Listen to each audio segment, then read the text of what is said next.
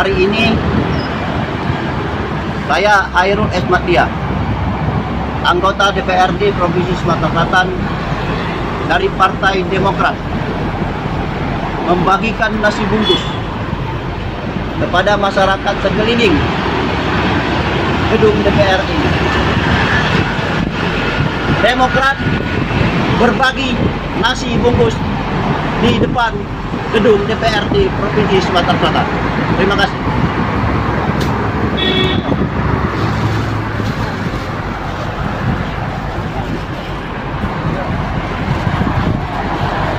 Haji Hairul Esmatia, anggota DPRD Provinsi Sumatera Selatan, membagikan 500 bungkus nasi kepada warga di sekitar DPRD Provinsi Sumatera Selatan.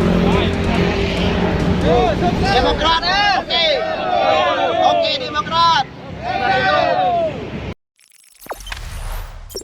Jangan lupa subscribe, share, komen, dan like ya.